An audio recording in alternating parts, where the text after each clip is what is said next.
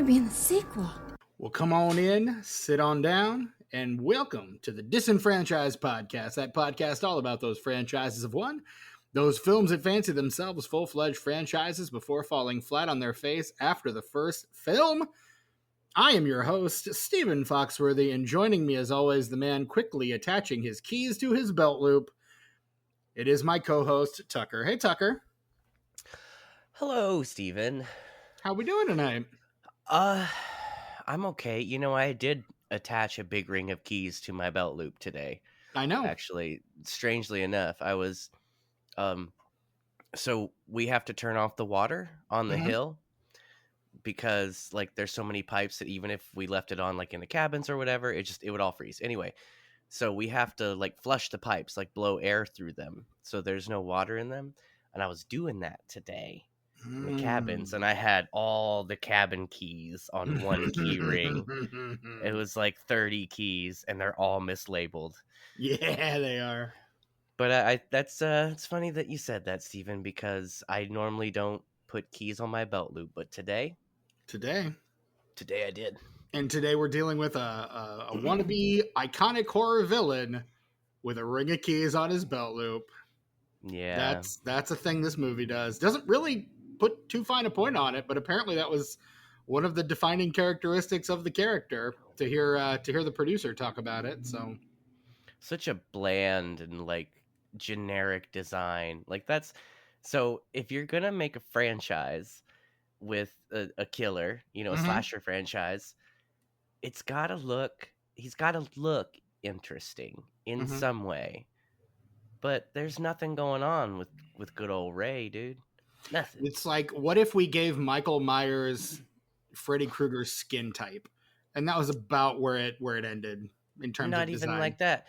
It's like, let's take a man and just swap his color palette.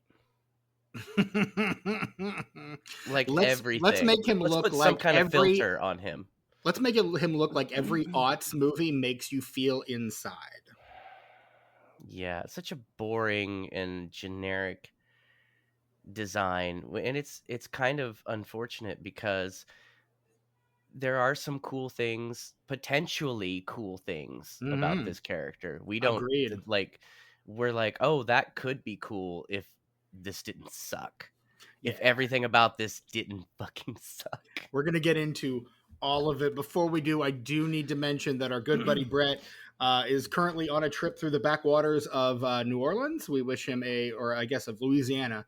We wish him straight up bayou, just down on the bayou.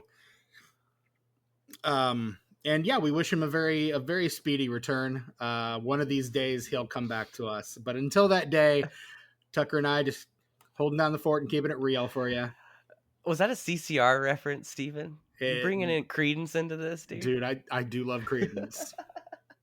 You know what? I burned myself out on them when I was a teenager, but lately I've been kind of craving it, and I think I could get a couple days of enjoyment out of their greatest hits and maybe Willie and the Poor Boys. I really like that specific record of theirs. That's a good album. Yeah, no, I had Chronicle, their greatest hits compilation as a teenager, and I played that thing. Now I fucking love Creedence. And for a band that popularized itself with the sounds of the bayou, we're looking at a movie today that tried to be popular by capitalizing on the sights of the bayou, which is to say the 2005 film Venom. And you know, this movie, Stephen, this movie could take some advice from CCR, actually. Just keep it simple. Keep it simple. Because CCR is a band, anybody could play a CCR song on any instrument. It's very, very simple shit. But the way it's put together, it's fantastic. This movie could have shaved a little off of it, like just everything wise. And it's 85 minutes long. And I don't even mean running time. Like, you could have just kind of break it down to its essential elements. And stop trying to be so flashy and fucking 2005 Dimension about it. That's the biggest flaw of this movie. I think we're going to get into all of. We're kind of It's too big for its britches, Steven. It's something for sure. 2005's Venom, directed by Jim Gillespie. Who? He of I Know What You Did Last Summer Yeah, I fame. know. Yeah, I know. The screenplay by Flint Dealey, John Zor-Platten, and Brandon Boyce. Story by Dealey and Zor-Platten, based on a video game, an unproduced video game that the two of them had created called Backwater. Now, I'd play that video game. That would be a fun video. You know what? They should just bring it back now and make it like all the other horror games. Remember we were talking about this? How they're all exactly the same, survivors versus killer, online multiplayer? You could totally do that with this. And you could get really creative with Ray. You could get really creative with Ray. I could see what this would be a great game. Yes, please make the game. Or as he was going to be known in the video game, Jangles. Ray Jangles. No, just Jangles, because his keys jangle. Can I change my name to Ray Jangles? I kind of want to. I like the way that sounds. I feel like you should. Can you imagine Mr. Jangles? Call me Mr. Jangles is my father. Call me Ray. Mr. Jangles is the mouse in the Green Mile. Call me Ray. Even better. Produced my middle name would be Beau, like Beau. There you go. Beau. Yeah, Mr. Ray Beau Jangles. Ray Beau Jangles. God, that's awful. Good old Ray. Produced by Scott Fay, Karen Lauder, and Kevin Williamson. Yes, Kevin Williamson, because it's an aughts dimension film, and he kind of has to. What's he doing in 2005? He's not doing anything.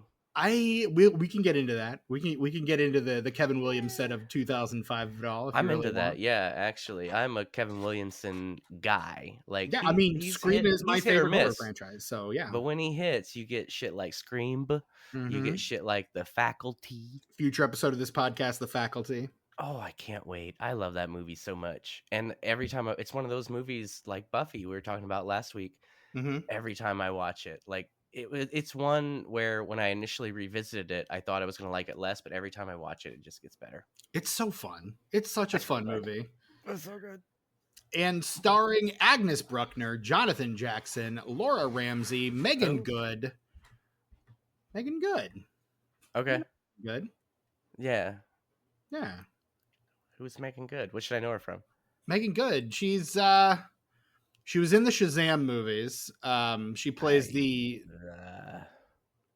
I saw the first one.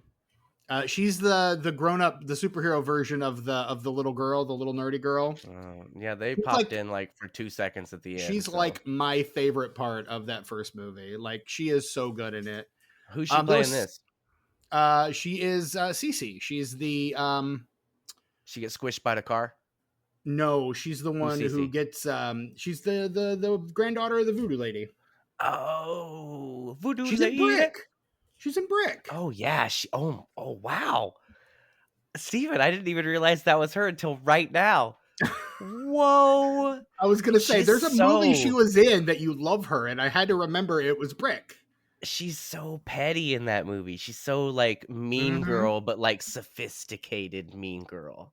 She's also that in look on her. Future episode of this podcast alongside star of The Faculty, Debs. I have not seen that, surprisingly, but I love the poster. Yeah, I mean, yes. No, it's about Eugene Debs. No, of course not. No, it's the lesbian action comedy. It's sequel to Baps.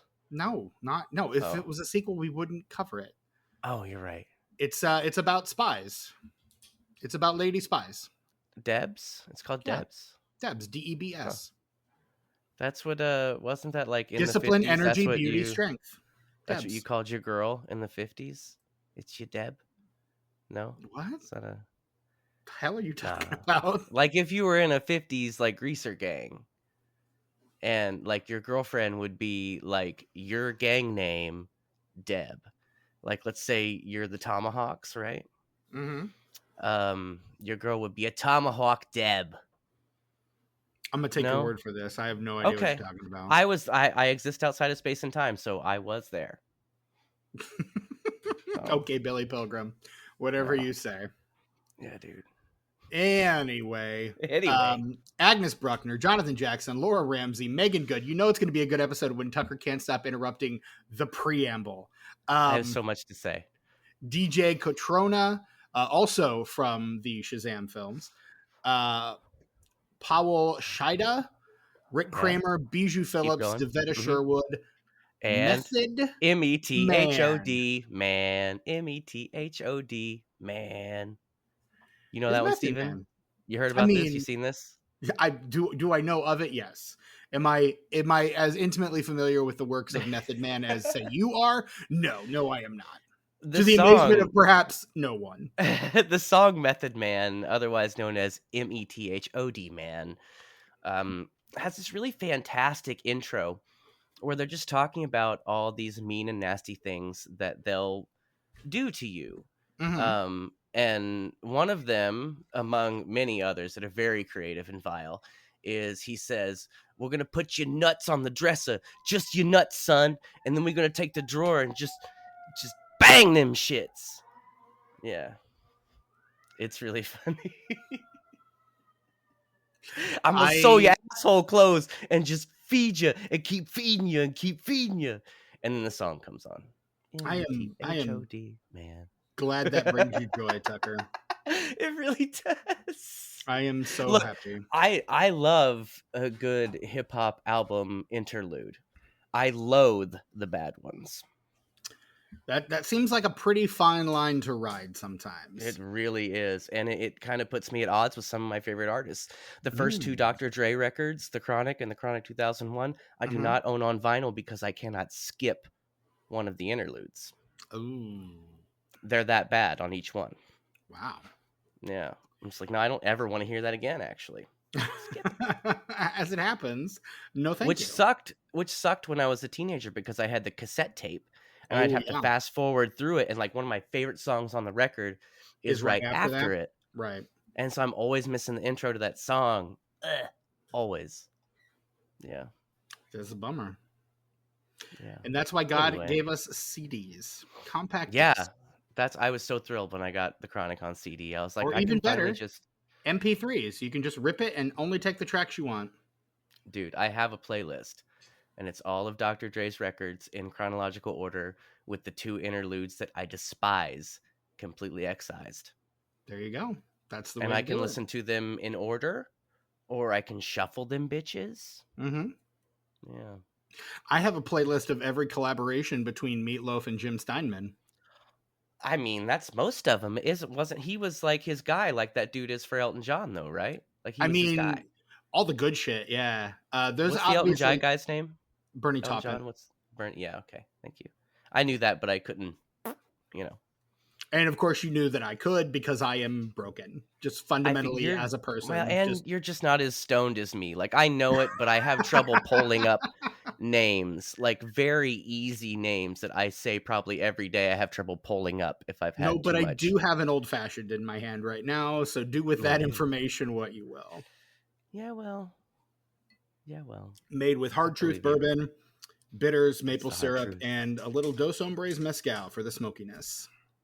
Hey, speaking of alcoholism, Stephen, guess what I'm doing on my birthday, which is in I don't know, maybe 3 days. I don't know, could be 3 days, could be Or the day this maybe the episode day drops, this like episode whatever. drops. Yeah. So me and Marv are gonna go do something, which I will reveal in the next Patreon What Are We Watching episode. So subscribe to the Patreon, Ooh. patreon.com/disenfranchpod. Because I'm going to reveal the thing that Marv and I are going to do on my birthday that is going to change the course of both of our lives forever. And everyone adjacent to us. The world is going to change on Thursday, Stephen. Your world, in a small, tiny way, is going to change. Everyone listening to this, your world is going to change just the tiniest bit because of something Marv and I are going to do on Thursday on my birthday. But then after we get done doing that world-shattering shit, we're going to go to this bar that Marv says has the best mozzarella sticks he's ever had. So, like, That I mean, okay. I have a lot of questions. Okay, and I've considered, Steven, you need to know my love for mozzarella sticks. I have very, very many times considered and gotten very close to a few times starting a YouTube channel, just like ranking mozzarella sticks at different places, like a I tier would list. I would love that if you did that, Tucker. Do you have any idea how much I would fucking love that if you did that? Yeah. Yeah. I figure every video would be about 5-10 minutes, just like discussing, because I'm sure like cool stuff would happen on the adventure there. Maybe there'd be some footage from Sure. going to the place and getting them, and maybe some eating. I don't want to be like one of those YouTubers that's like stuffing their face, and that's disgusting. Like, I'm not into that. Like, but get the whole experience and then rank it and then have a whole tier list. Yeah.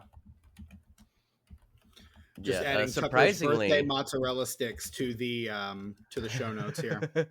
surprisingly, some of the best mozzarella sticks or mozzarella stick adjacent items that I've ever had Mm-hmm. are the mozzarella stick twists they have at Texas Roadhouse.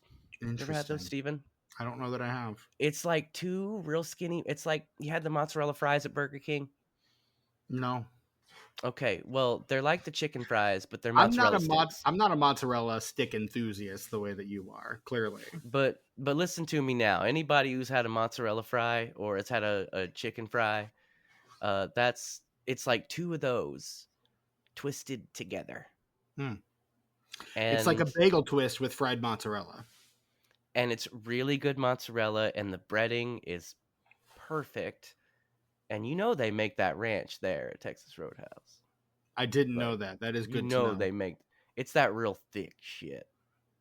Look, I Mm-hmm. am a big proponent of homemade ranch dressing. I have a feeling if we start talking Yes. about food, that's just going to be what this episode is. I don't remember why why am I talking about my mozzarella? Oh, so we're getting those Birthday. mozzarella sticks, Happy and go wish Tucker a happy birthday today. If you're listening you to this the can day the episode look. drops, he would really You, appreciate it. you don't have to. It's not a huge deal, but it would You be don't rad. have Like, if to, you want but he to. would appreciate it. I'm not gonna like you less if you don't, But he'll like you but more if you do. I can't say I won't like you more if you do. So anyway, If I know Tucker, I know that much is true.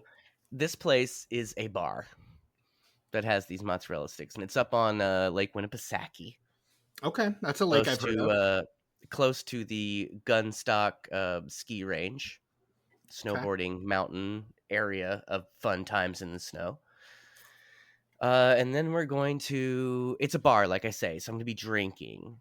And then we're going to go to a bar in Portland, which I've been to before. I texted you guys while I was there. It's called Arcadia. Oh yes. And so we're going to go there because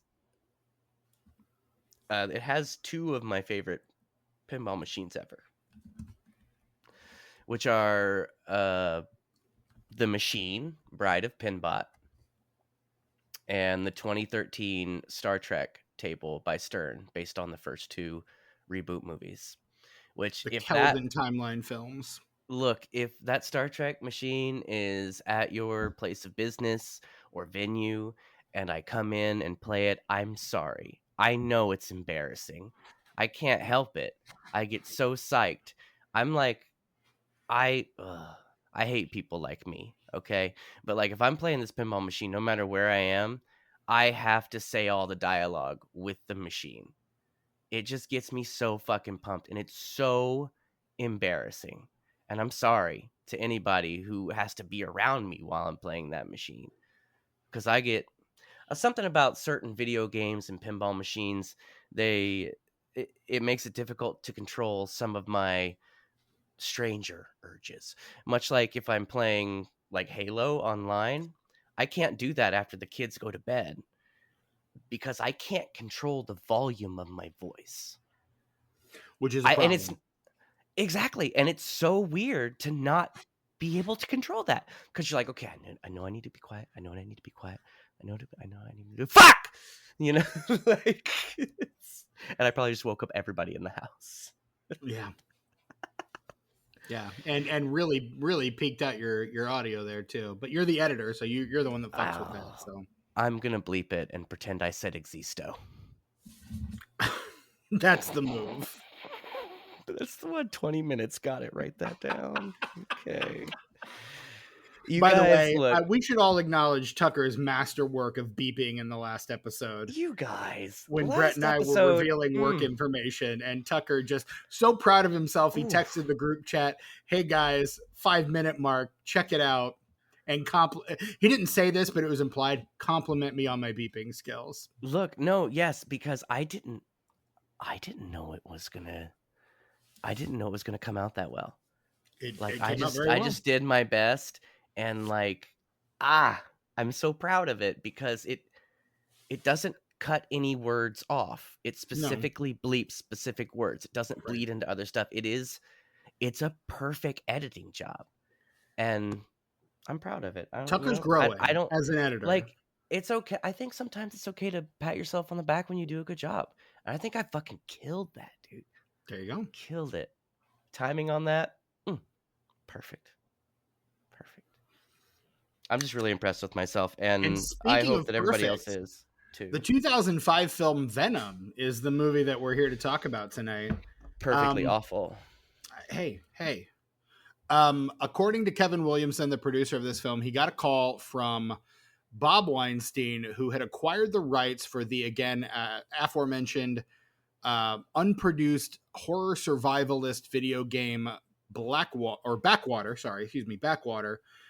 which featured a horror villain by the name of Mr. Jangles, or just Jangles, because he had two things. He had a crowbar and he had the jangly key rings. Those were his two like weapons or things that he had. So the jangling keys was going to be a video game mechanic. Like if you heard the audio of the jangly keys, you knew he was like approaching.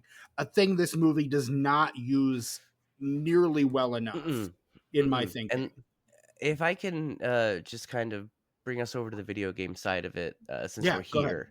Right. Tucker's video game corner. This was 2005, so you'd have your PS2s and your OG Xboxes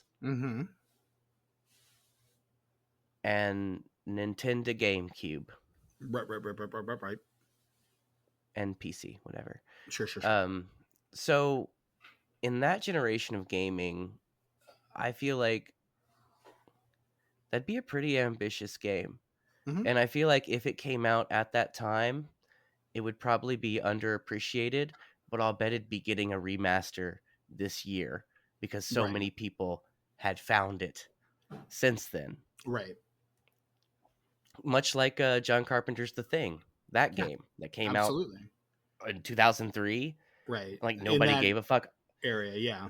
I played it then and I thought it was fantastic. It's so good because there's like this trust and fear system, and like how you act around the people around you and the decisions you make affect how they see you. And like they have a little meter that shows how much they trust you. And like if they don't trust you, they won't do what you say. They might like get aggressive with you. Like it's really wild. Plus you also have to like set a bunch of monsters on fire too, all at the same time. Which, I mean, that's fun. Yes, it's a really good game, and I'm very excited for the remaster because it was really ahead of its time, and some of the mechanics, while groundbreaking, don't work as well as they can now. Sure.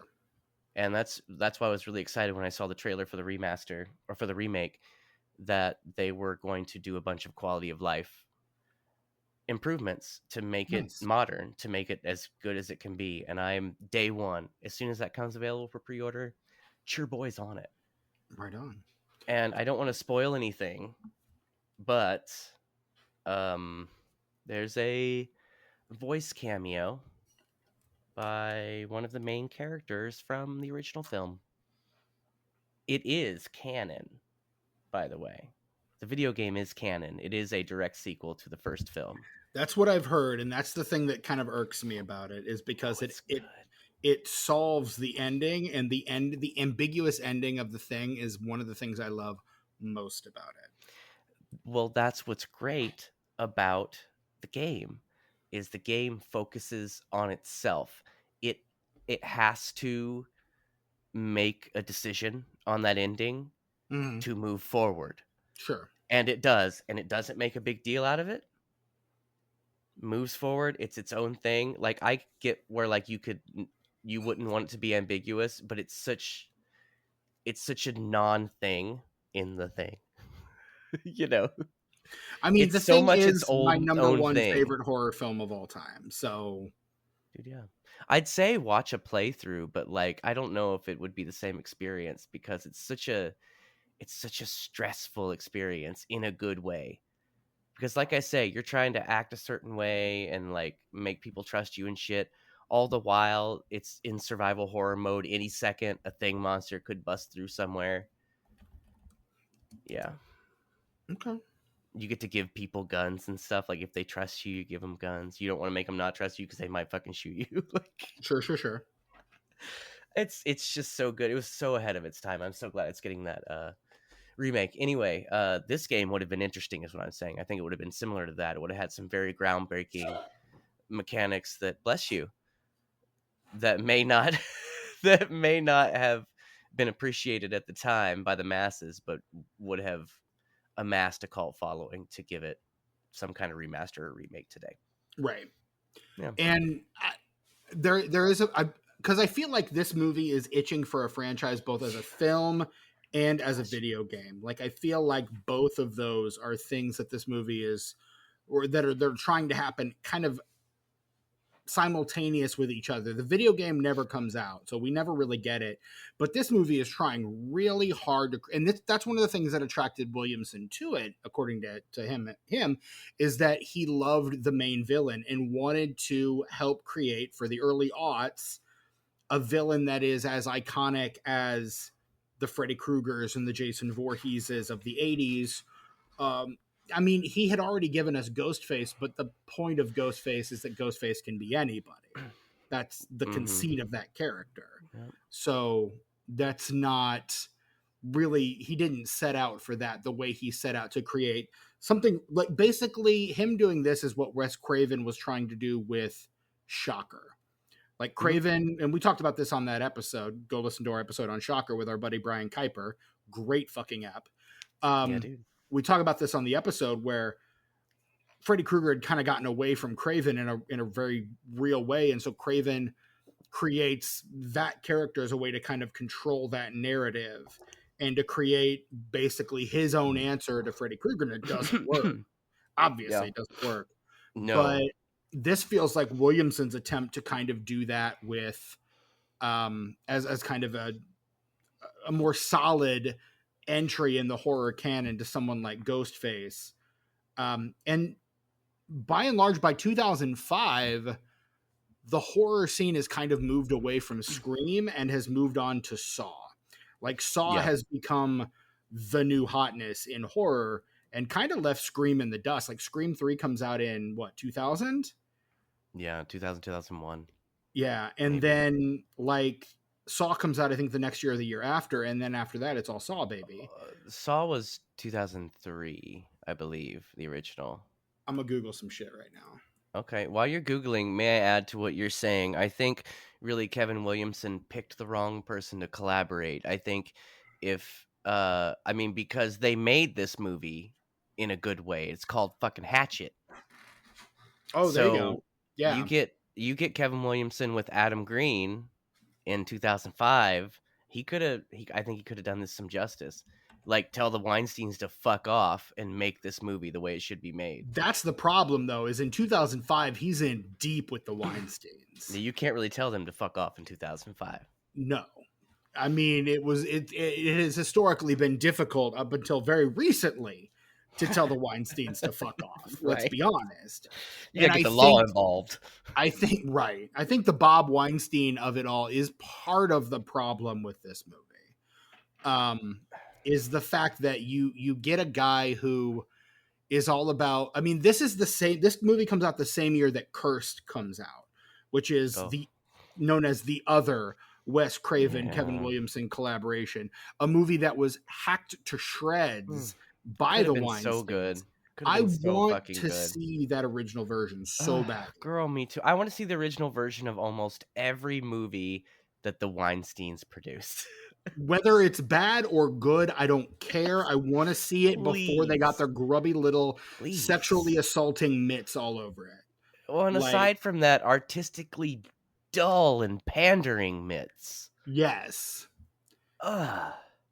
Like God. there are a few pops of genius within the stuff that they worked on, but by and large, it is stuff that they just exerted an insane amount of control over. And I feel like the things that the things that would have made this movie more interesting to me are the things the Weinsteins, Bob in particular in this instance, probably would have left on the cutting room floor. Things like character development. None of these characters are actual characters. They're not even archetypes. I can't tell them apart. No, they are indistinguishable one from another. I mean, there's one that's darker complected than the rest. That's it. So, I mean, just visually, it's like, oh, it's that girl. It's Megan Good. I hate it when like someone's skin color is the only way that I can is their defining characteristic. Tell them from anyone else. Yeah. And that's just it. Like, and then you also have Bijou Phillips, who is playing the girl who you know is going to die early enough in the film. Immediately, because she is so awful. Now, granted, she dies after like 4 black people die.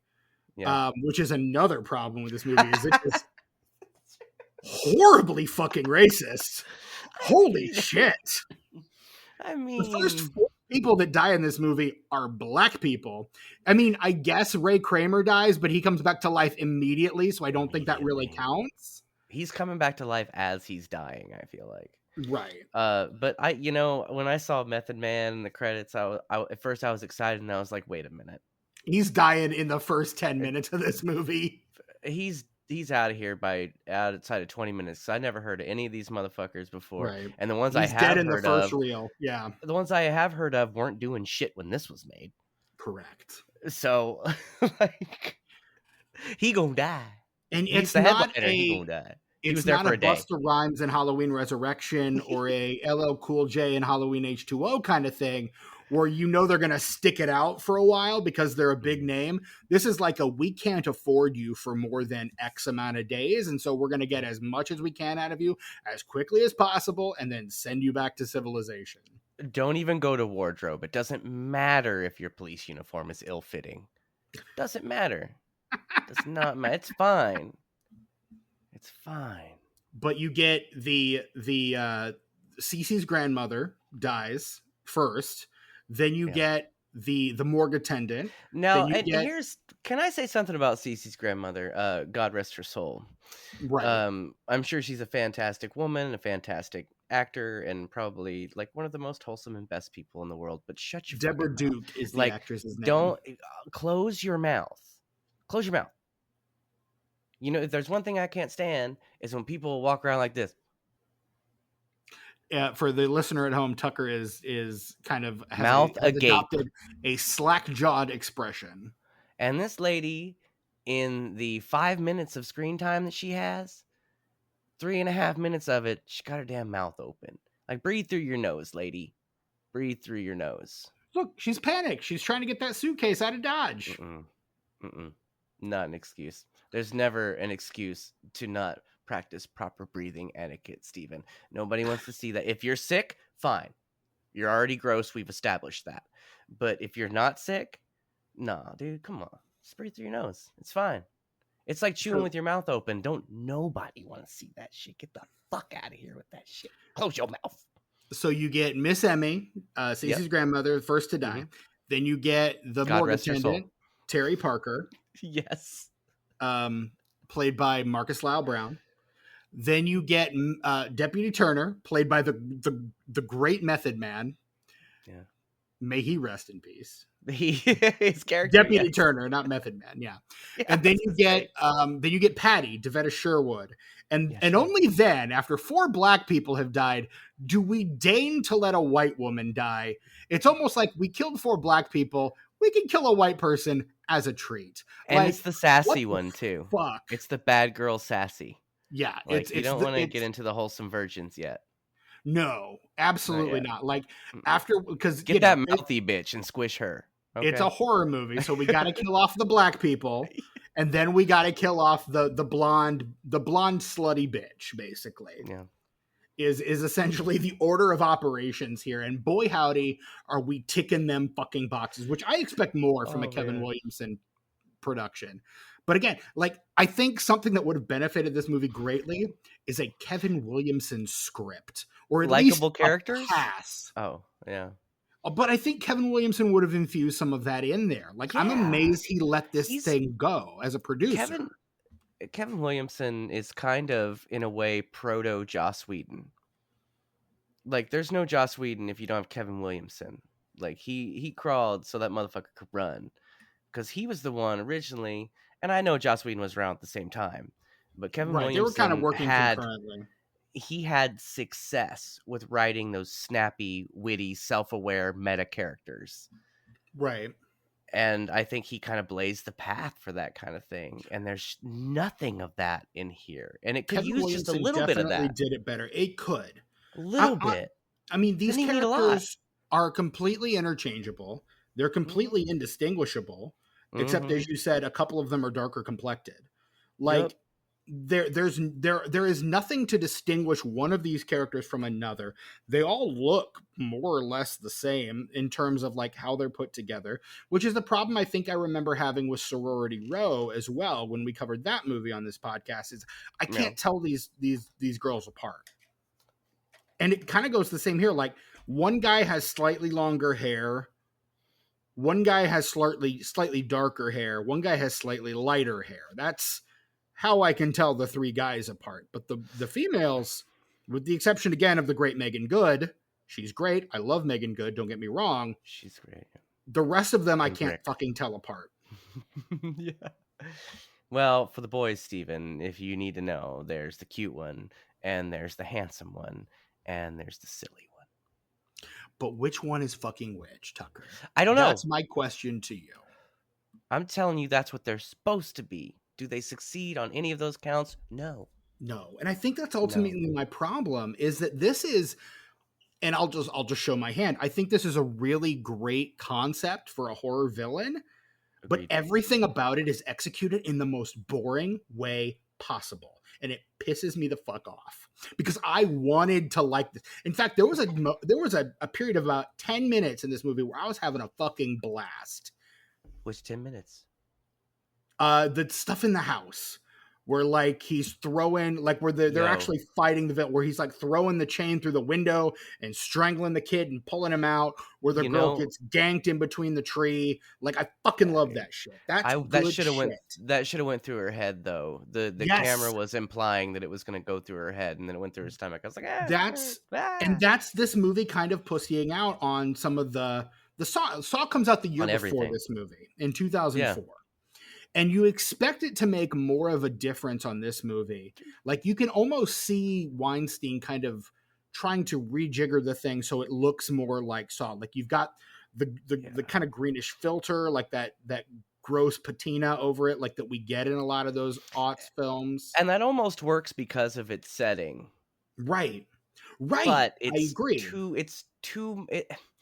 It would work if they made the setting a part of it. They mention it, we know where we are, but I don't feel it, I mean, outside of the voodoo elements, which we'll talk more about that later, because holy shit, but outside of the voodoo elements, there is nothing to ground this movie in any kind of place. Let me get this straight.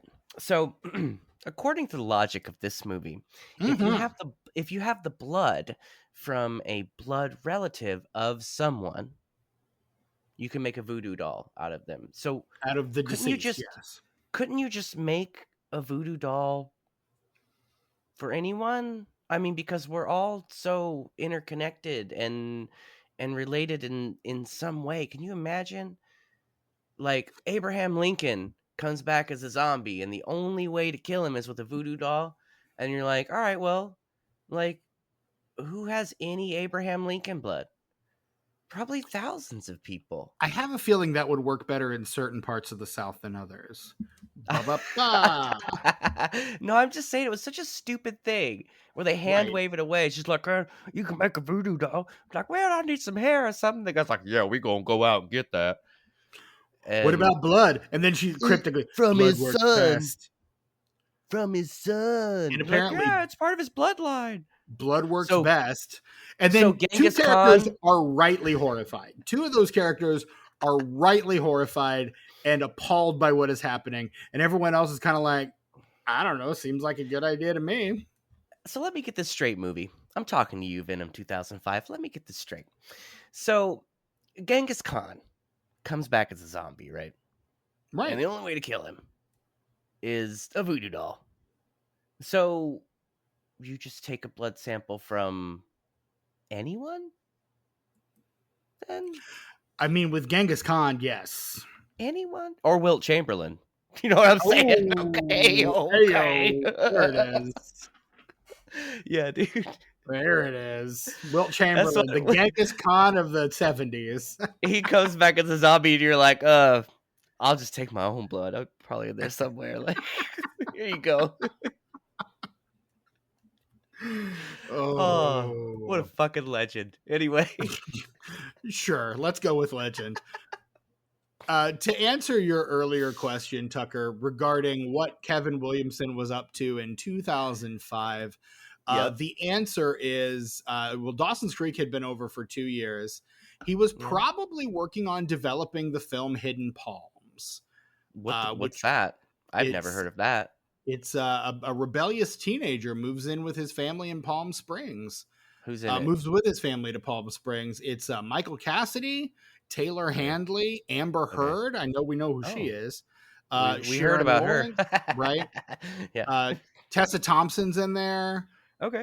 Leslie Jordan, the late great Leslie Jordan. Fucking love that guy. Dude. I ran for 8 episodes on probably judging by the poster, like a CW WB thing.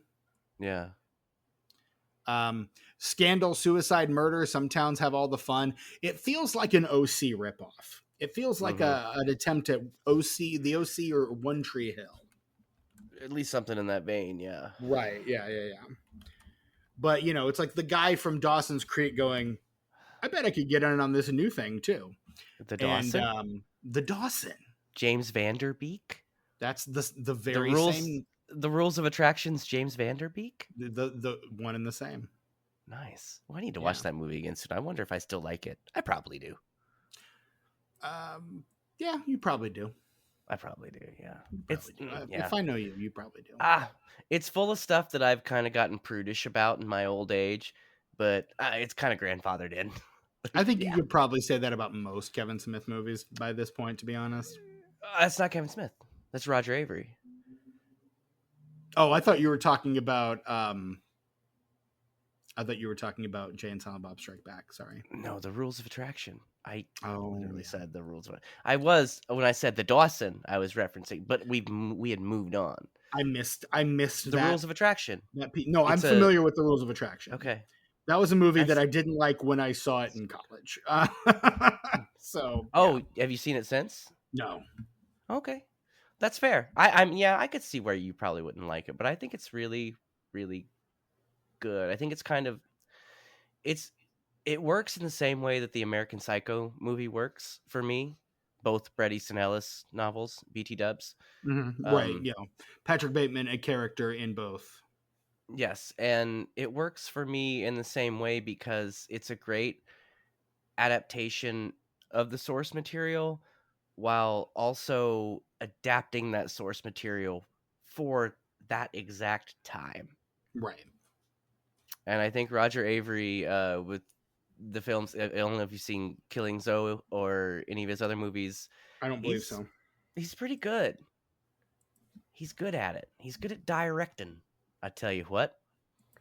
And I think the Rules of Attraction it's out there. It does a lot of things that still have not become regular practice. Like a third of this movie is backwards, literally in reverse.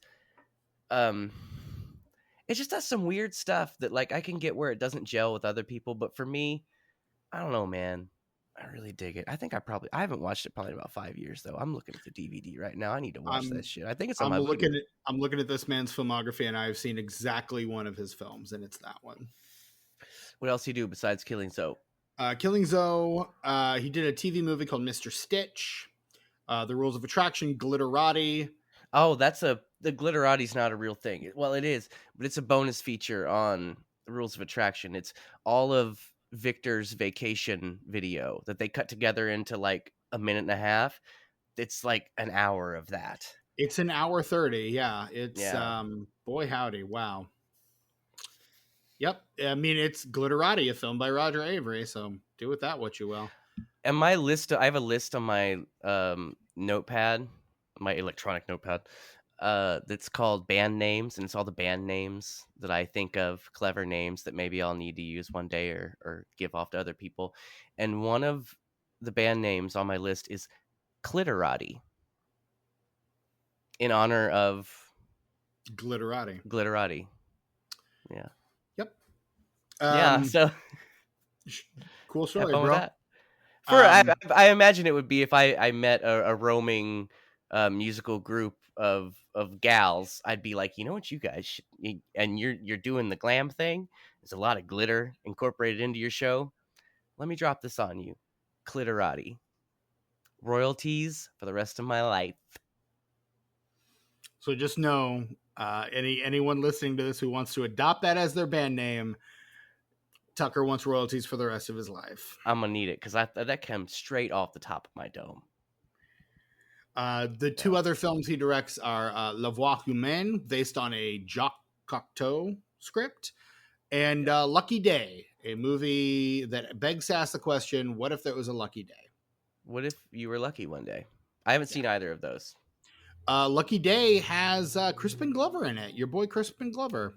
I am interested in Crispin Glover. Is he always great? No, by no means. But he's no. always trying something He's weird. always interesting. He's Kind of always like making. Is he always great? No, but he's always interesting. He's always making the weird choice. Always. Mm-hmm. Sometimes And does that work one of all the my time? No, guys, but when it does, holy shit, Crispin Glover. When you get Crispin Glover on fire, holy fuck! You seen Willard, Steven, the remake of Willard? no, I did You not see see Willard. that shit. Arlie Ermy in that motherfucker too. Future episode of this podcast, Willard, Yes, because you know the original Willard got a sequel. Also, yeah, I know Ben. Also, Yeah. the spooky. So since there's maybe a movie we're doing for Straight Up this October that is similar in theme, maybe to Willard. So what if we did it next spooky season? Put it on the calendar, Steven. On the calendar. Halloween Day. Halloween Day. Halloween Day. As close as we can. I was gonna say I think there's a Straight Up next October as well. Okay, I'm writing down 48 minutes. It's gonna be it's gonna be 2 movies 2 years in a row, Steven. 48 minutes, got it. Okay. One of my guys in Lucky Day as well, Clifton Collins Jr. Fucking love that guy. That guy, he is such a sweet man, Steven. You know Let him? me tell you, I've spent time with him. He just seems like he just seems like the coolest guy, and he's such a good actor. He plays intense so well. Like, loved him in Capote. He's so good as one of the murderers in Capote. Like, so fucking good. Agreed. Traffic, he's amazing in Traffic. Like, he's one of those that guy actors. I always forget about Traffic. It's just like, when's he bad? Like, when's he fucking bad? Clifton Collins Jr. No. Like, be my friend, please and thank you. He's even in an otherwise shitty movie, for example, Boondock Saints 2, or The Stoned Age, which is the first film I ever saw him in. He's the thing I remember and love about both of those movies. There you go. And I really love him in The Rules of Attraction. To bringing it back. He's the cocaine dealer, man, with the old Jamaican guy friend. Okay. And James Vanderbeek goes to his house to get drugs, but he owes him so much money, and Eddie goes real nuts, and his Jamaican friend says, "You need to sniff less cocaine. I don't know why it sounded Russian, but you get the I idea. honestly probably better Russian than Jamaican, to be honest with you. Oh, I don't know. I think I do. Why? Because racism, Tucker. Speaking of racism, Venom 2005. A movie where the main character literally appropriates a cultural artifact to beat the villain. Literally You got just to. Well, I grabs mean, that life and death. baka. Life and death, man. Come on. No, I I'm not mean gonna be. I'm gonna be she worried if anybody literally cancels me for cultural appropriation. If it's like you're gonna die if you don't do this thing. she I'm like, but that's just sorry, it. She does it as Creole an people. afterthought, and it ends up being the thing that saves her life. She's just like running out of the house for her life, She's like, stops, fuck voodoo. pick Oh, up that worked. picks up the talisman, the baka talisman that Cece had taken off of her grandmother upon her death, just grabs it and runs out of the house with it, and then 25 to 30 minutes later she's using it to try to slow down the villain. Like, what the actual fuck? You know, I honestly don't know, and I gotta tell you, Steven, I tried. I really did because I like to have something to say and, have things to talk about on this podcast about movies. I tried so hard to pay attention to this movie, Steven, even while looking directly at it, listening only to this movie, I Right. still could not pay attention to it. Yeah. I still could not pay attention to it. It was so boring and stupid, and I didn't fucking care, and so disappointing. And even the like serviceable cinematography can't Mm-hmm. save it. No. Because there's some cool shots in here. I stopped. No, it sucked because I stopped noticing because like I said, my eyes just kind of glazed over at a certain point. Like even though I'm only paying attention to this movie, I could not. Nothing was sticking in my brain. I'd watch a Right. scene and be like, I guess Shrug. something happened. Here we are now. I guess something had to happen. Like, Missing it's, reels all over this bitch. oh god, missing reels, but they're only in your brain. Only in my um brain. Look, it's not an interesting movie, and here's the thing, it's Mm. only 85 minutes and it's still too long. Oh my But again, god. I think the things that could have benefited this movie are things like character development. Make me care about one of these people. I defy you to make me care about one of these people. Care about anything in this movie. Make me care My about point. the characters. Make me care about the villain. Make me care about the setting. And Give again, me a good fucking score or something. Something. the Something. the villain is such a huge missed opportunity in this Mm-hmm. movie. Such a missed opportunity in this. Again, the concept is so fucking cool. He is the It is cool. living embodiment of evil. That's fucking cool. How do you fuck that up? By making it the most boring thing possible. And that's it. This movie wastes its villain premise, which is so good. In any other movie, in the hands of a capable screenwriter, that could have been something. Well, and Instead, it's nothing. that's what stings about this movie. That's what's the most disappointing thing about this movie is if it didn't have such an interesting premise, Mm-hmm. this would be an okay sci-fi channel movie. Yeah. Like if I were flipping channels in 2005 and this came on and it didn't have such an interesting premise, I'd probably watch it, whatever. Yeah. But the fact that it has such an interesting premise and the ideas are so fun, it just makes it that much more disappointing. And this guy's two screenplays preceding this are Apt Pupil and Wicker Park. Oh, I liked Apt Pupil. Did you see that, Steven? That was the I Stephen did. King one with Yes. fucking Magneto and Brad Renfro. Brad Renfro, R.I.P. Directed by He Who Must Not Be Named. Yeah. Yeah, but he did direct the fuck out of that movie. Fuck that He guy. did. No, I fuck really that guy. like that Absolutely. movie. I have that on VHS actually. That's no. I should I probably remember. upgrade. I remember really liking Apt Pupil. And Wicker Park was a movie I remember enjoying as well. Josh Hartnett. Yeah, Josh Hartnett. And then his next movie is this, and you're just like, dude, what are we doing here? What? Like, Yeah. what? are we actually doing here? What have you done? Like, what the fuck, man? What is going on? And yeah, it's a big fucking bummer, this screenplay. And again, Kevin Williamson is your producer. Yeah.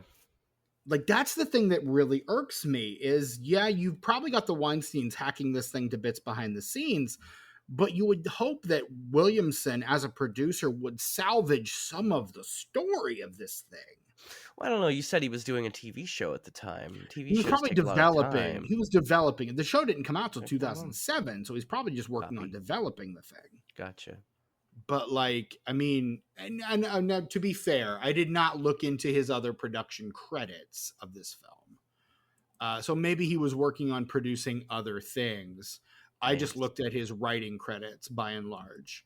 But yeah, let me check his producing credits, because there might be something else in there. I hope there is, because otherwise, I mean, it's this and it's Cursed are the two things of his that come out in 2005. Wow. Well, I think there's a good movie in Cursed. I agree. It's in there. Yeah, you can see it. But that's his script. You're like, wait, there you are, movie. The difference is that's his script, and that's coming out in 2005, but that thing was filmed like 3 years before. Yeah. The funniest artifact of that Cursed movie was shelved. Oh yeah. The funniest artifact of that movie is that there is the main character played by Christina Ricci, and I think I mentioned this on the episode, is played by, or she works for the Late Late Show with Craig Kilborn, which original host of The Daily Show. Yes. That show ran until 2004, which means that movie was filmed while that show was still on the air and did not come out until after Craig Ferguson had taken over the role. I liked Craig Ferguson. Oh, same. I like Craig Kilborn too, but I didn't so much like him after I don't think his late night show was as good as his Daily Show. I liked him on the Daily Show. In fact, I was very slow to come on board with Jon Stewart because of how much I liked Kilborn. Me too. And I liked his Late Show too. Like, I loved Yambo. I loved 5 Questions. I still love 5 Questions. Mm-hmm. Like, I fucking loved his bits. He had good bits. And but yeah, that's the funniest artifact of that movie, is that it's filmed when that show is extant and comes out when it is done. That is hilarious to me. I love it. It's so good. But yeah, like that's kind of the thing. Is like, Williamson's not working on much else. You'd think at least he would want to do a pass on the script. You would hope anyway. Right? But no. No. The kids are all right? Do what? I said the kids are all right? I mean, that's what he's saying. He's like, this is good. I don't need to pay attention to that, right? Right. And it kind of makes me wonder the extent of his hands-onness as producer. Like, it feels like he's basically an EP and everything but title. Like, because it feels like they attach him as producer just because he's Kevin Williamson and it's Dimension Films in the aughts. Like, it's like Wes Craven in the 90s and all those B movies he put his name on. Yes, Wishmaster. Absolutely. And ficking Dracula 2000. Yes. Which, if you don't know, that is a trilogy. Oh, I know. It's the reason Dracula 2000 is not a movie we can cover. Those movies, I cannot believe they put those movies. They came out in spite of themselves, man. Mm-hmm. Like, I can't believe they made those movies. That's ridiculous. They're all right. I don't dislike them. It's just so weird that got those 2 sequels, and that it was originally planned as a trilogy. Apparently, like, the original deal was like, yeah, we're doing this movie, but we're also doing the other 2, and whether it be theatrical releases or direct to video, they are getting done based on the success of the original. So Dracula 2000 made this much money, so direct to DVD. Mm-hmm. They were all right. You got that one London boy and the other 2. One of them London boys. Oh, those London boys. Ugh. Yeah, they look the same to me. All those Londons look the same to me. I can't They're tell them apart. interchangeable. Yeah. You've seen one London, you've seen them all. I tell them Man, apart by you've got Dazed and Confused London and Mallrats London, and they are not the same London. there you go. There you So go. that's how I tell them apart. Is it Mallrats London or is it Dazed and Dazed and Confused Confused London? That's London. what you gotta tell me. I will tell you, speaking of Dracula 2000, the third entry in that trilogy comes out in 2005. The same year as comes out actually a few months before. It comes out in July, and Venom comes out in September. So it comes out just a couple months before this movie. Yeah, dude. Also released by Dimension Film. Other Dimension releases in 2005 include a future episode of this podcast, The Amityville Horror. Word. Past episode of this podcast, Cursed. Yeah. Movie I've referenced recently on this podcast, Mindhunters, with Val Kilmer, Christian Slater, and LL Cool J. That's on my list, by the way. The Crow, Wicked Prayer. Oh, that's the one with David Boreanaz, Tara Reid, and Eddie Furlong. Yeah. Hellraiser, Deader. Oh, sweet. The Prophecy Uprising. The Adventures of Shark Boy and Lava Girl, which is a movie I don't know if we can cover. The same. He's actually in so many prophecy movies. No, this is the one that does not include Christopher Walken. I was gonna say he hung on there for a while, way longer than I thought he would. It does have Doug Bradley playing his role, and features Sean Pertwee and Carrie Werner. Neat. The Adventures of Shark Boy and Lava Girl in 3D, a movie I'm not sure if we can cover or not. Bobby Rodriguez, right? Terry Gilliam's The Brothers Grimm. Ooh, I like that one. Hellraiser, Matt Damon and Heath Ledger, yeah. And that. then Wolf Creek is the last movie that they released in 2005. Too. Yeah, you seen Wolf Creek? I've not. It's real good. It's Australian horror. And it's got a very, very fun main character. Very fun. Very enjoyable to watch. It is kind of a grisly slasher. It's coming out around that time where everything had to be real graphic and all that shit. Right. So it's a bit much, but it's so much fun, Steven. It's such a fun experience. You should put it on your list somewhere. No rush. Okay. Sure. No rush. Yeah. It's good. But yeah, I mean that's what's going on with Dimension. Tucker, it occurs to me we're about done with this episode. Yeah. But we haven't done the plot of this movie. Who gives a fuck? Really? Ain't nobody gonna watch this. Don't watch this movie. Don't watch it. I mean, there's a voodoo slasher, basically is what it is. It's better in concept than it is in execution. Had this film been executed better, I can see them getting the franchise they were clearly hoping for with this movie. But it is so poorly executed in every conceivable way. I cannot imagine this movie getting a sequel. Like to do that segment that we sometimes do, but often don't, and just shut up already because who cares? Which is what we apparently are calling it now. That's the name of it. Yeah, that's what it's always been called. Yeah. It's procedurally generated. The name. Yeah, right. This movie, like each time it's different, but very similar, but it's always the same. This movie does not deserve a sequel. No, like it doesn't deserve a plot reading either. Nobody gives a fuck. And for the 10 minutes of this movie where I was having a good time, where I was totally vibing on this movie's whim, like where I'm like, is this a good movie? No, but is it without its charm? No. Like it's not without charm. Like it does have some things in it that I like, and literally it's just like the 10 to 20 minutes in the house. It's just not enough. It's not enough.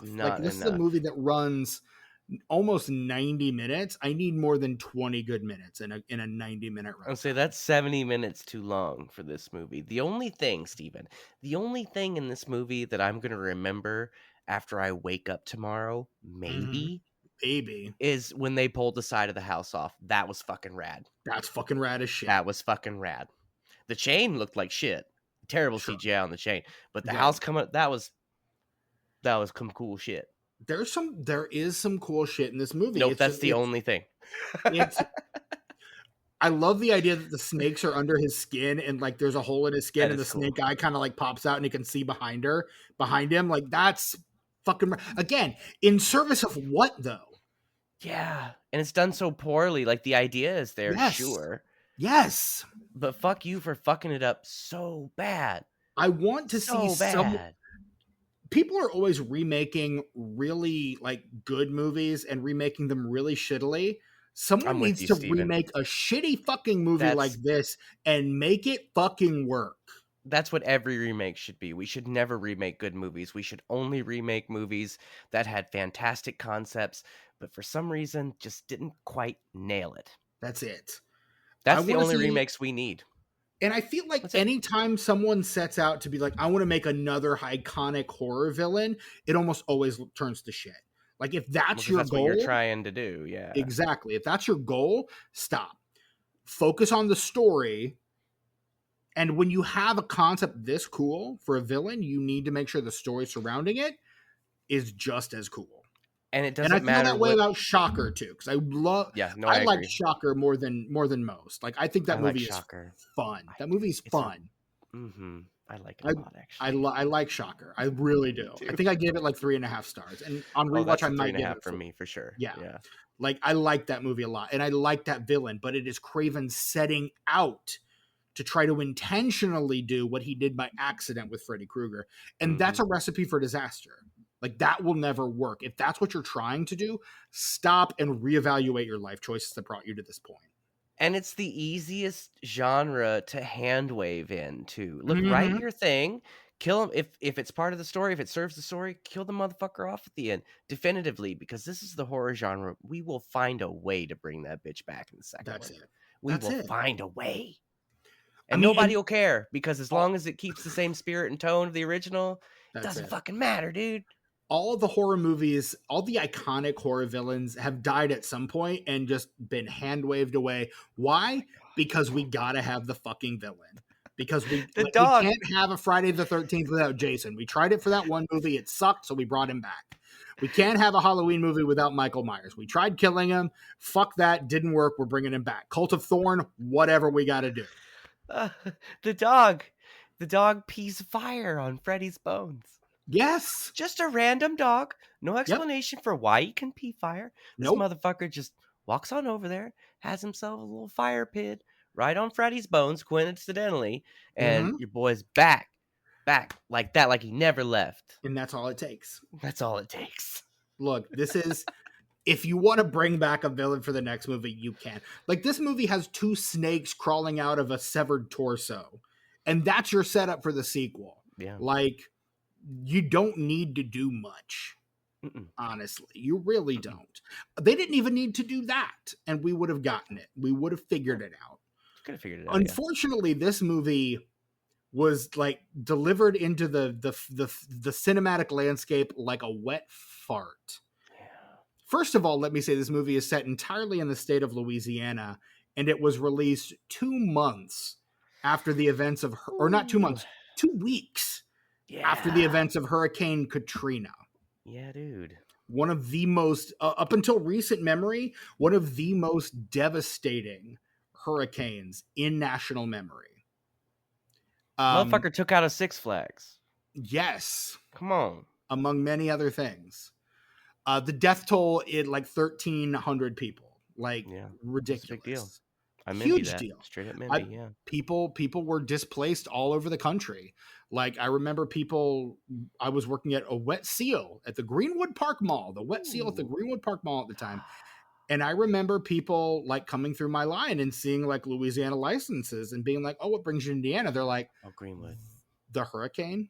And I was like, oh, right. Oh, hey. Yeah. That's a thing that displaced hundreds of people. Yeah. Hundreds of thousands of people even. You say Greenwood, Steven? I did. Greenwood Park Mall. All right. Yeah. Yeah. I worked at that mall for a while. At first, for some reason, you said Greenwood, but I thought of Castleton. And I was like, oh, I worked Mm, at the Suncoast at the same time. Maybe we passed by each other, no. Steven, not knowing. How many times you think we've done that, Steven, in our younger lives? Passed by each other, It's not entirely knowing that we'd possible. be here right now talking about movies and shit. I did see movies at one of the theaters you used to work at, the Lowe's Cherry Tree. So, Girl, me too. I mean, obviously, I saw The Village Also, at I Lowe's worked Cherry there. Tree. Yeah. Were you working there when The Village was out? I don't remember. What year did that come out? M. Night Shyamalan's The Village? Das Village, as they call it in Germany. Is that what In they call it? Deutschland? That They would have probably just been call it the Village. the year before this movie, 2004.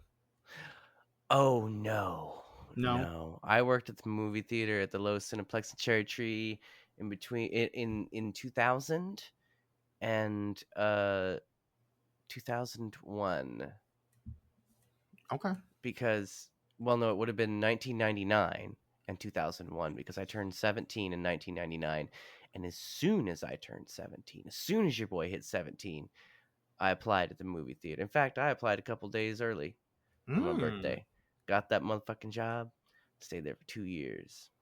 So we're Yeah. coming up on the like what 25th anniversary of you applying at the movie theater. Yeah. Yeah. Yeah. Yeah, dude. Started out as a lowly usher, worked my way up to the concession stand, and eventually I was trusted to be a projectionist. The loftiest of all Yes. aspirations within a movie theater. In those days, yes. Now it's just a computer runs it, so whatever. So yeah, We used to have to put between in the work back in the day. right, actually change them reels.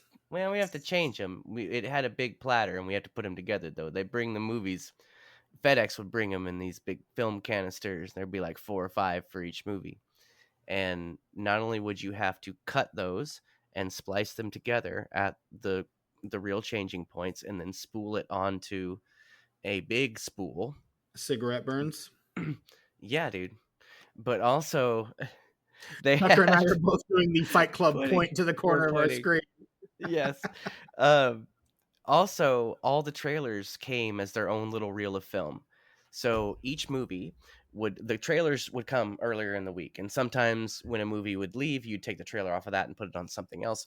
But the movie would come on Wednesday for Friday. Mhm. And with each film, there was a sheet that told you what trailers to put before each movie and in what order. So you had to do those Mm. as well. Each one, you had to put each one on there. Yeah.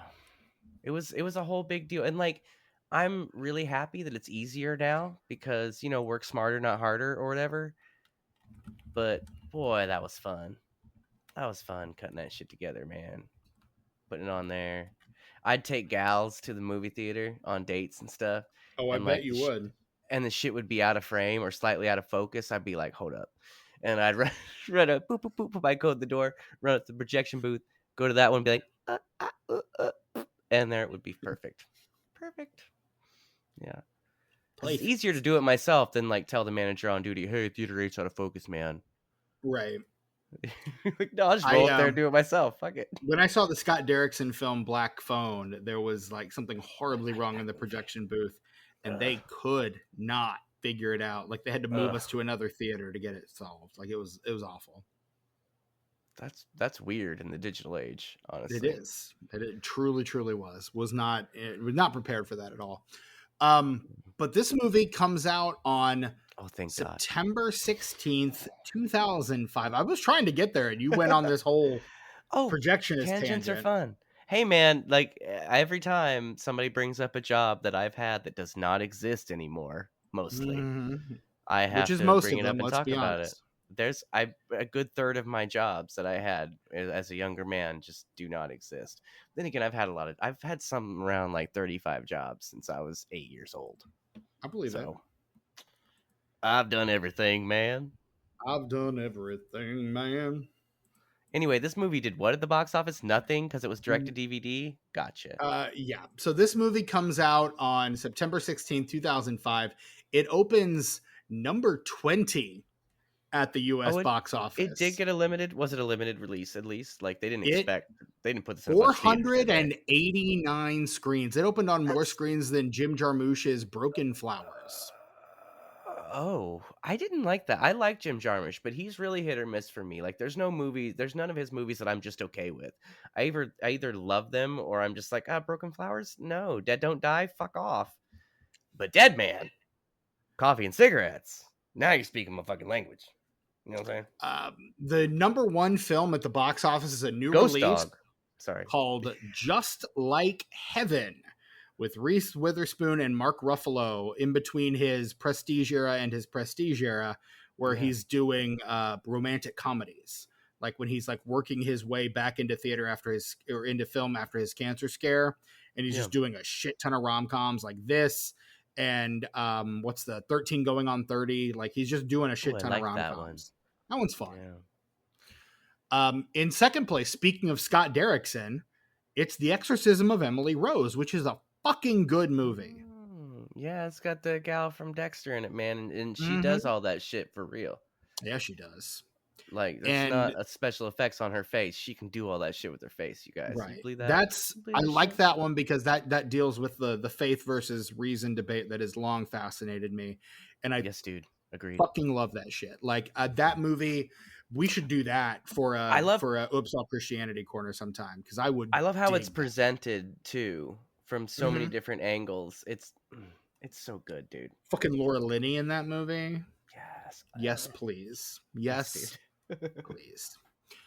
Third place, Lord of War, the Nick Cage movie, Lord of War. Yeah, I saw that. They just let that guy out, right, in some kind of prisoner exchange. Did they really? This year? Yeah, Russia and the U.S., I think, they swapped some people. They got that basketball gal back. I mean, and yes, good for them. They let Lord of War out, because they had Lord of War, Nicolas Cage's Lord of War. They had that actual guy in captivity, and they let him out for the basketball gal, I believe. Holy shit. If my memory of at one time current events is stable. That is it true? Wow. Are you looking it up? Have I heard this? Have I seen about this? I'm not. Yeah, so you're typing in, when did Russia trade the basketball gal for the Lord of War? I'm literally just looking at the film Lord of War, honestly. Yeah, look at that dude's name. Find that dude's name, and then Wikipedia would probably be on his Wikimopedias. But here's the thing: he doesn't have a Wikipedia, because Yuri Orlov, the name of the character, is Oh, but what's that guy's real name though? Checking the trivia, it'll tell you, right? Let me IMDb this shit. You guys seen that Lord of War movie? John Cusack in that motherfucker. You believe that? Crazy. I mean, it's got a good cast: Nicolas Cage, Ethan Hawke, Bridget Moynihan. It's a good movie.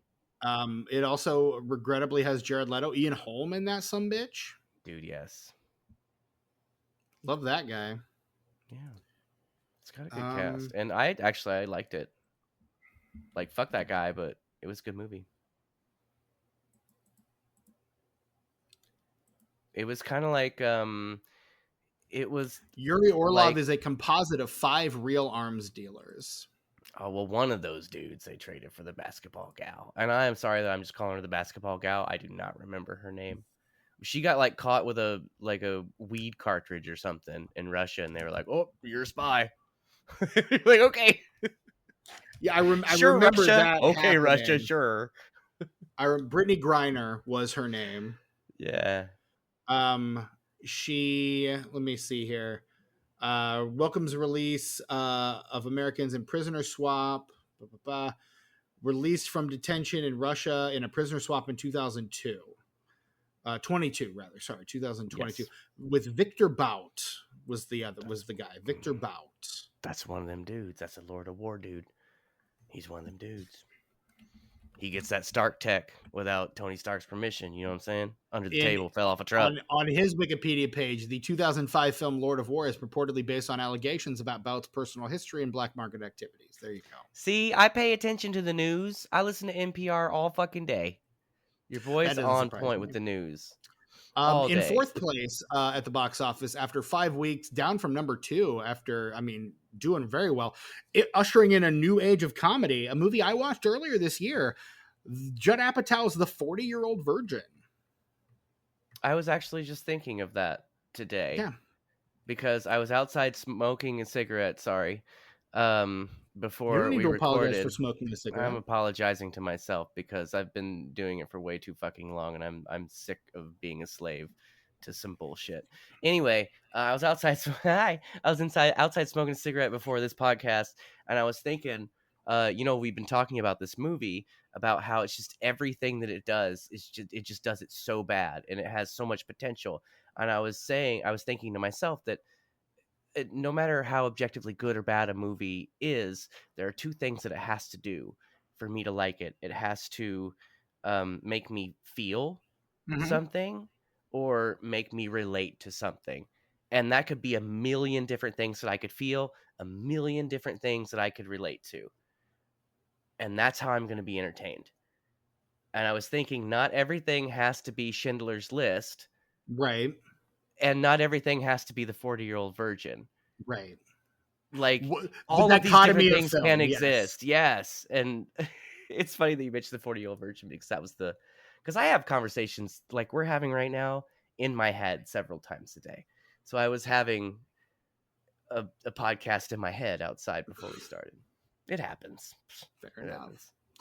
happens. In fifth place, a movie called Cry Wolf that I know literally nothing Yeah, about. dude.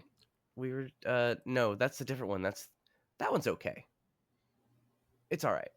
Yeah, and it has John Bon Jovi in it and Jared Padalecki. Yeah. So there you go. I mean, That's yeah. the only thing I know about that movie. Sammy. Rounding out the top 10, you've got The Transporter 2 in sixth place, Cool. The Constant Gardener in seventh. Oh, Speaking man. of, What if someone constantly gardened? What if?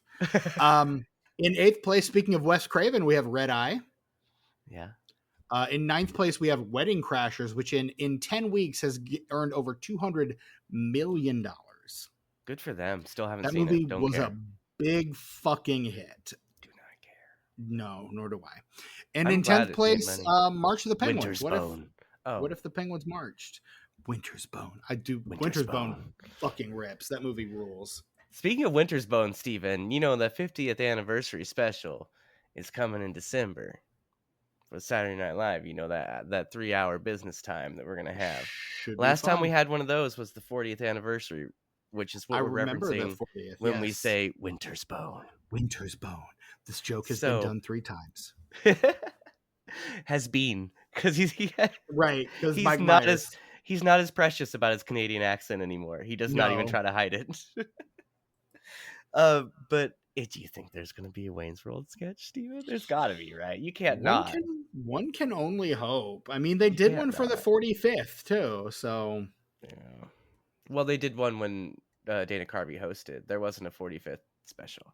No, there was the one where they were like, Wayne and Garth were doing like the top 10 things about SNL.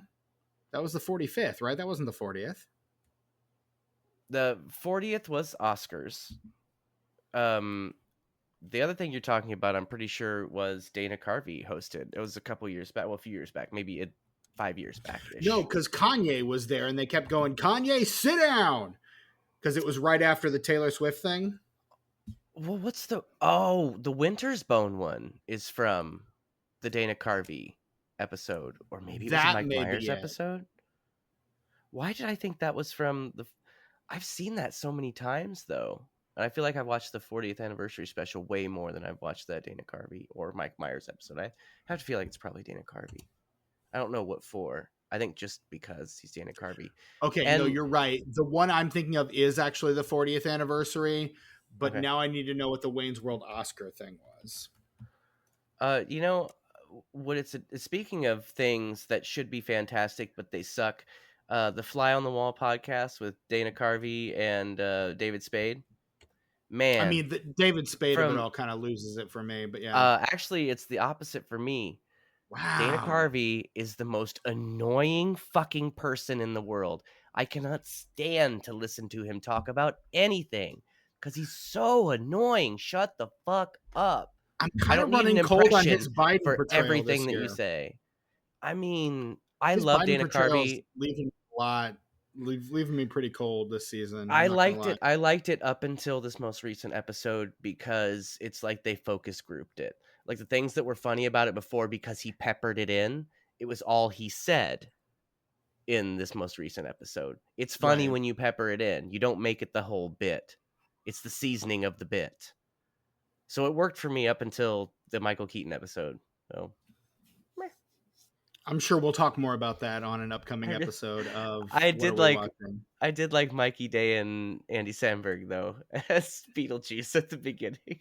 That I was did fun. that's normally not something I would like because it seems too obvious, but what they did with it was really fun, I thought. Andy Samberg historically has a very good Beetlejuice impression. So yeah. Yeah, dude. Where the fuck was I? Oh, I was no, I'd done the top 10. Wayne's Okay. World. Wayne's World. Party Oscars. time, excellent. Oscars sketch. The tomatometer score. But what's the Oscars sketch from? What episode's it from, Steven? You were looking that up. It's Weren't season you? 36, episode 10.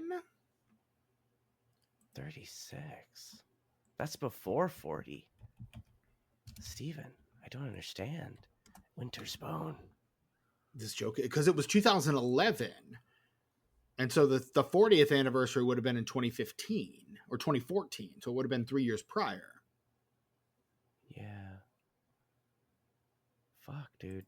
Wow. I think we both hopped timelines this time. We'll get to the bottom of it. It doesn't matter at this point. I've lost interest, Steven. What's number 10 at the box office? It doesn't matter. I've also lost interest in that, which is to say Sweet. I closed the window. Sweet. Hang on. I'm going to find it. So Venom made $1 on a budget of $3. That was the Oscars sketch was the Dana Carvey hosting. That was Dana Carvey hosting in season 36. Right. You were. I was right, yeah. And the tomatometer score on 2005's Venom is a 13%. The critics' consensus, a voodoo horror flick without the mojo. Venom is chock full of gory impalings of interchangeable teenage girls and hunky guys by an unstoppable zombie whose unimaginative rampage quickly lulls us to sleep. Sounds oddly reminiscent of your experience with this movie. Yeah, dude. I had to drink 2 cups of coffee. Ooh. That's true. Ooh, that's rough. Because I was trying really hard not to fall asleep, and I wasn't even tired. The Metascore on this one is a 25, based on generally unfavorable reviews from 21 critics. And Tucker, care to take a stab at the Letterboxd score for 2005's Venom? This is going to be in between 2.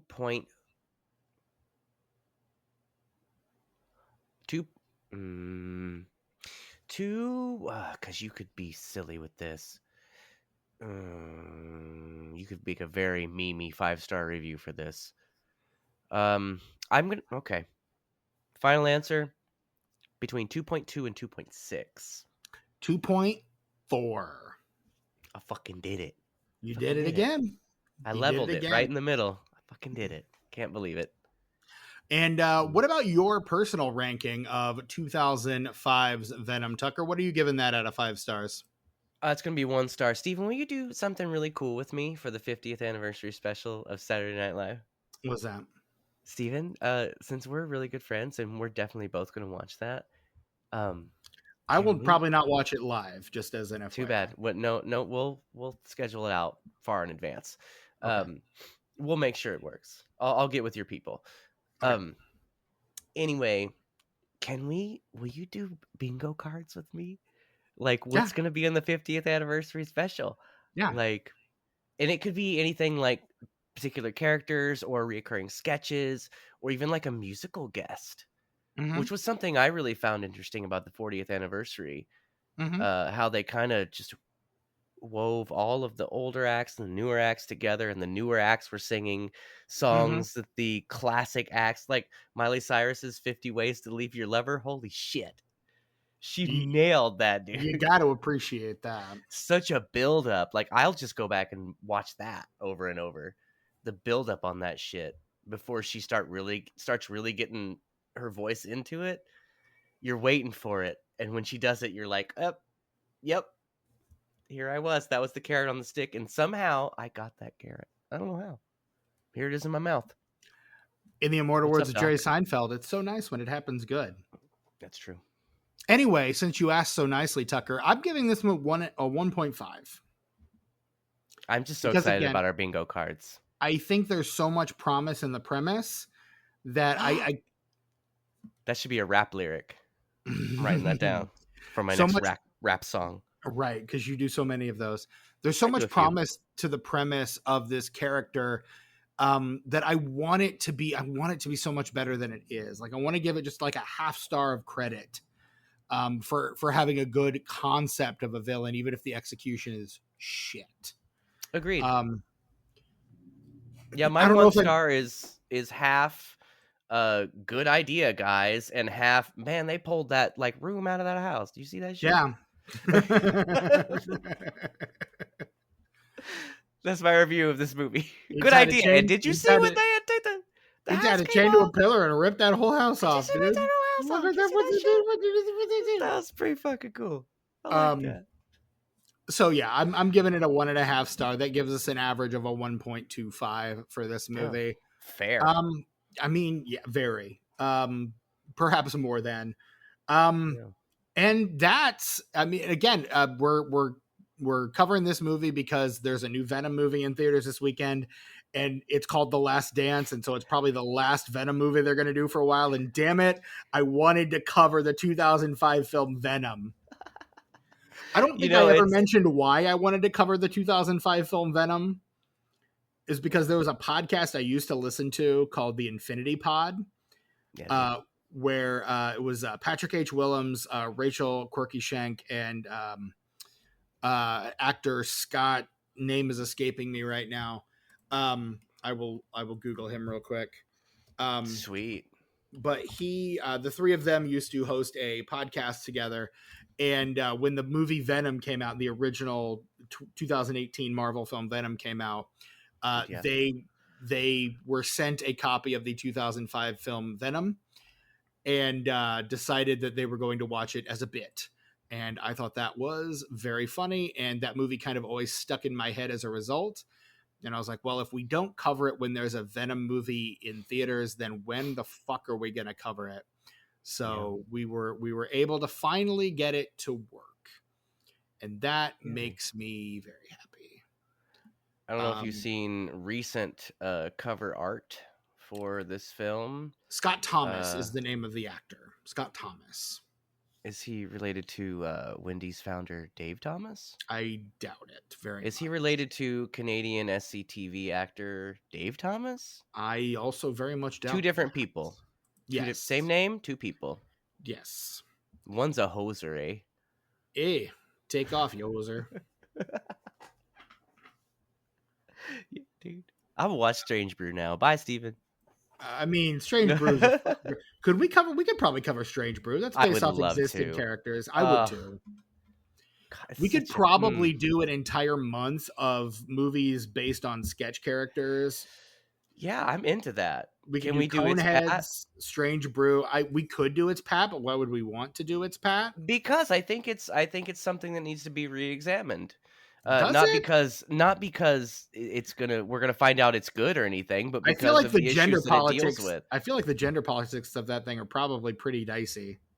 I'm saying it would be a good conversation. Maybe, I don't know, get some people with some skin in the game in on the conversation. Some of our NB friends. That feels a bit exploitative. No, I don't mean. I realize that it comes off as that way, but that's not how I mean it. I'm just really interested in different perspectives, and especially stuff that was from a time where people were ignorant. And I think that, I don't know, it's just really interesting to hear what people have to say.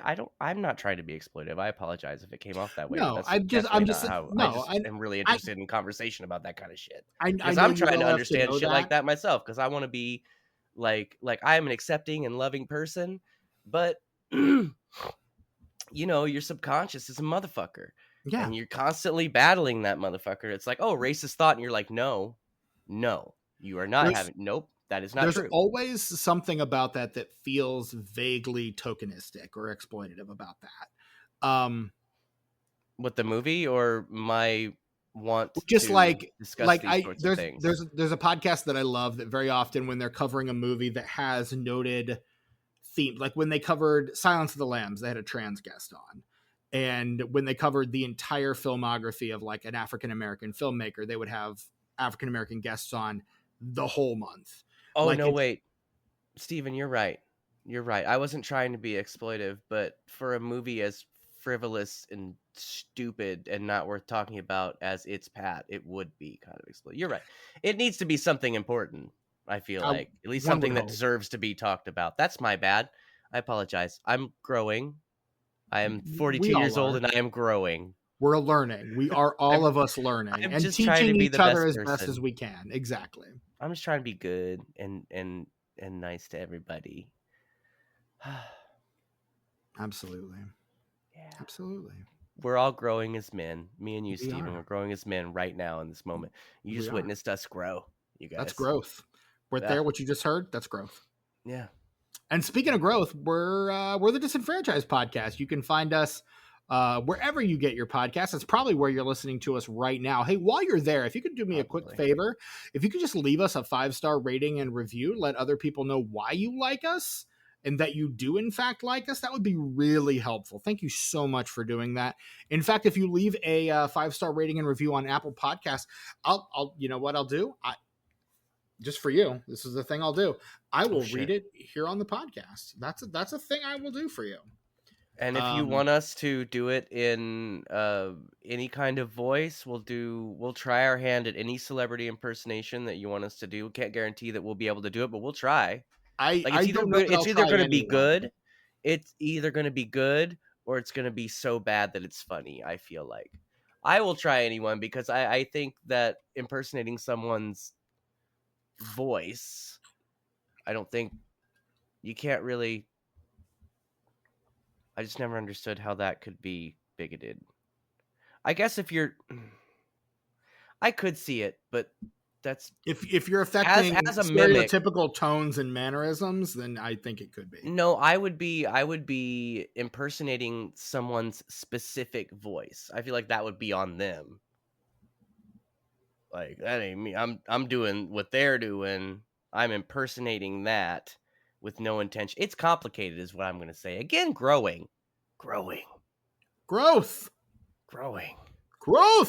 Still figuring shit out, man. We always are. If we stop, we're dead.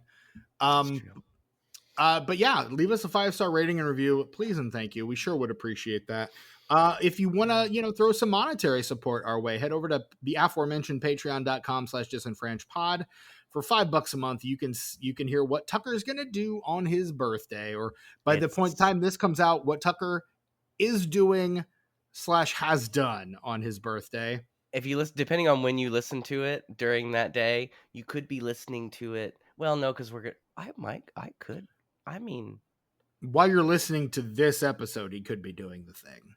But now that I think about it, if I could probably, as long as we don't go crazy with the beeps, I could probably get that thing edited pretty quickly and have it out Thursday. I mean, when are we gonna have? When are we gonna record the What Are We Watching? Because Wednesday we're not supposed to record the What Are We Watching. We're supposed to record top 5. else. I'm gonna announce it on the top 5. Okay. I'm announcing it on the top 5. I decided that in my head. I forgot that I neglected to let you in on that. I apologize. But yeah, but we're doing Disenfranchised on our rankings of the 5 Ghostbusters films. That is a thing we're going to do. And we're recording it Wednesday night, and I'm gonna have it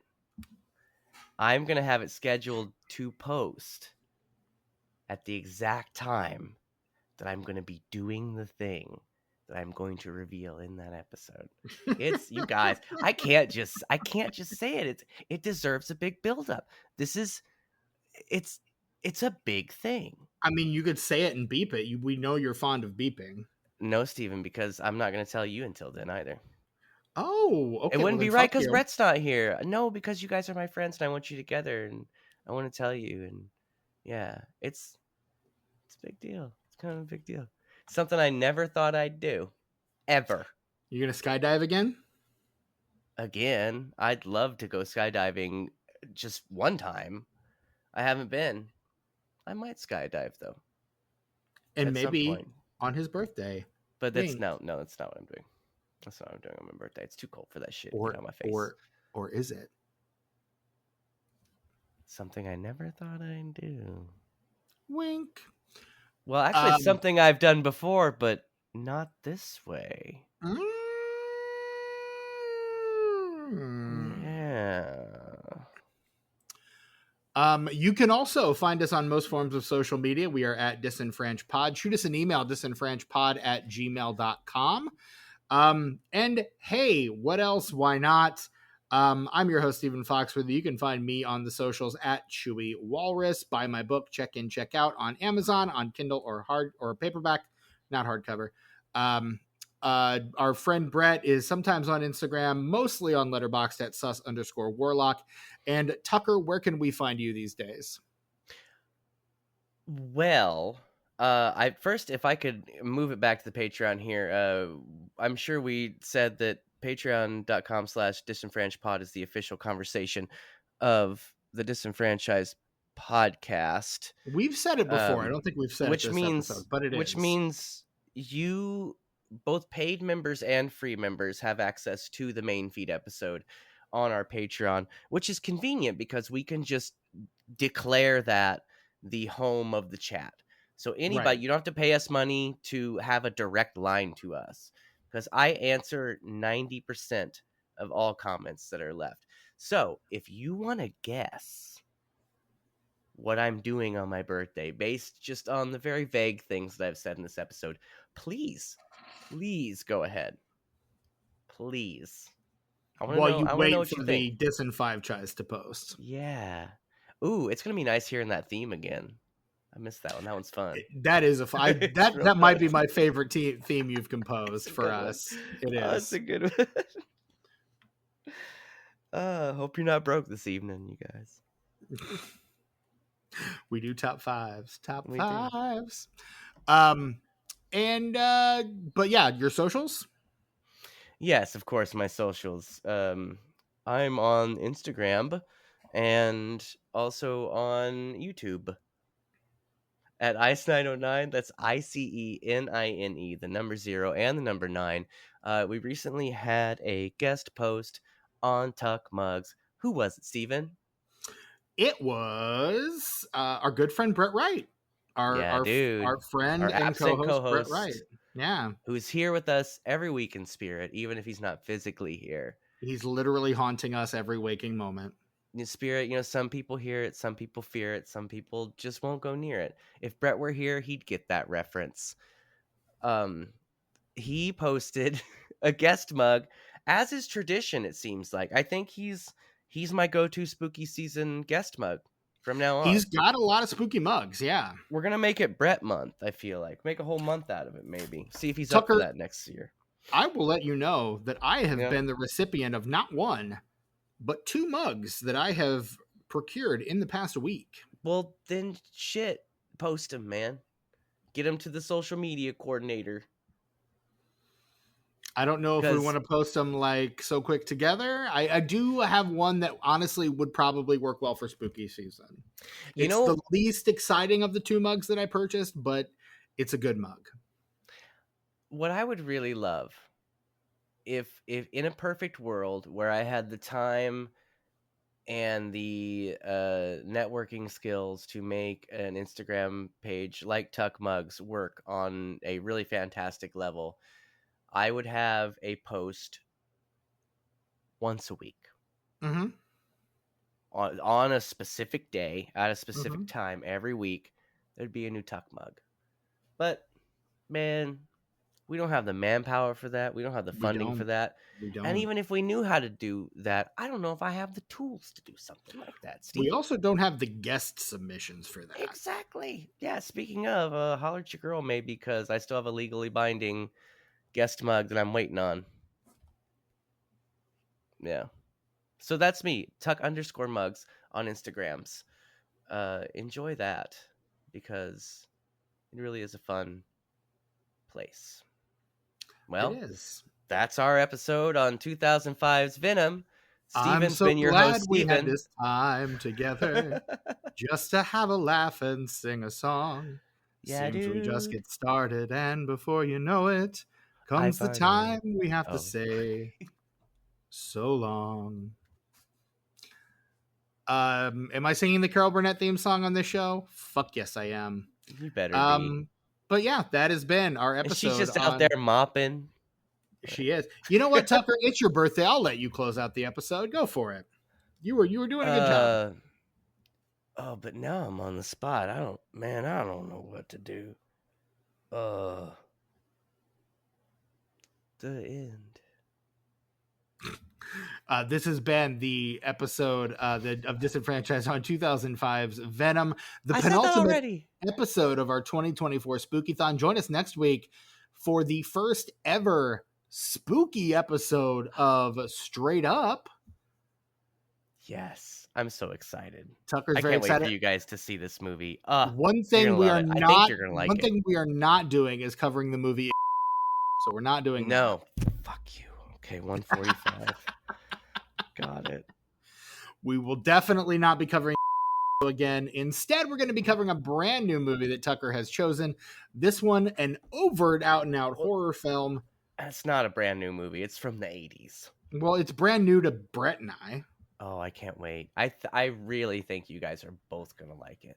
I hope you're right. I hope I'm right too. But if you're not, even better. Let's have a good conversation about it, dude. We will. Three dudes agreeing how much something rocks. That's all right, I guess, every once in a while. But not a lot of conversation fodder in Three Dudes Agreeing. So, no. Well, that's cool. Yeah, I thought that was cool too. Did you think that was cool? Yeah. I'll dislike it on principle. How's that? Okay, yeah. Somebody's got to be the devil's advocate, and I advocate for the devil pretty well. But I have history with this movie, so it's going to have to be you, Steven. Right, you're pretty biased already. So until then, I'm your host, Stephen Foxworthy, for my co-host Tucker and the absent Brett Wright. Until next time, stay out of the backwater, because those undead mechanics, they'll get you. Good night, folks. Good night, America.